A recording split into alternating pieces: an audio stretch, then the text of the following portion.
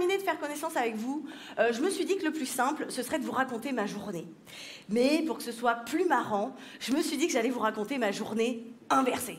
C'est-à-dire que je vais vous raconter l'inverse de ce qui s'est vraiment passé. Donc ma journée inversée, elle commence toujours pareil. C'est-à-dire que je me réveille parfaitement reposée, puisque comme je me l'étais promis, je me suis couchée tôt, après avoir bu uniquement des shots de verveine menthe dans le bar où j'étais la veille. Voilà, d'excellente humeur, je vais dans ma salle de bain. Et là, comme d'hab, je me regarde dodo dans le miroir et je me dis « Oh là là, dis donc, faut vraiment que j'arrête mon régime, moi. » Ensuite, tout en prenant mon petit déjeuner, je regarde la rediffusion des ch'tis à Bangkok. Et là, Jessica, Kevin et John David, en fait, ont un débat très très animé autour de la place de l'être et du non-être dans l'œuvre de Kant. Ouais, passionnant, passionnant. Mais il est déjà l'heure d'aller au boulot, ce qui me réjouit vraiment. Ensuite, donc, je vais prendre le métro. Là, je perds un peu de temps, c'est-à-dire le temps de saluer toutes les autres personnes présentes dans ma rame. Alors, on se fait la bise, on échange quelques mots, bon, quelques sourires, comme tous les matins.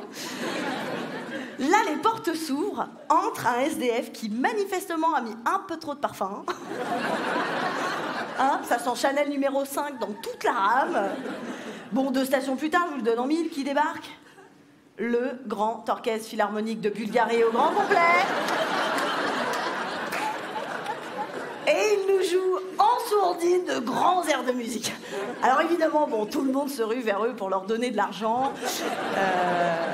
Mais ils refusent, bien sûr. Ils font ça pour l'amour de l'art. Voilà, bon, le temps de dire au revoir à tout le monde, j'arrive au boulot et je me mets à bosser immédiatement. J'ai ensuite rendez-vous avec le big boss de la boîte afin de lui demander une diminution de mon salaire. Mais c'est non, il préférait diminuer son propre salaire pour pouvoir augmenter le mien. Comme tous les patrons, évidemment. Alors après, je quitte le taf de bonne heure. Et alors là, sur le chemin du retour, les automobilistes sont absolument charmants. Très courtois, puis surtout très polis. Alors il y en a même qui vont jusqu'à ouvrir leurs fenêtres pour se complimenter les uns les autres sur leur conduite respective. Je trouve que tu m'as super bien doublé. Oh bah tu rigoles, c'est toi qui as super bien freiné. Et tu sais que j'apprécie énormément ta maman.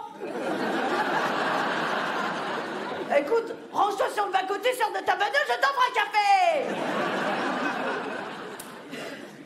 Alors après, j'arrive enfin à mon rendez-vous avec un jeune homme avec qui j'ai pris contact sur un site de rencontre.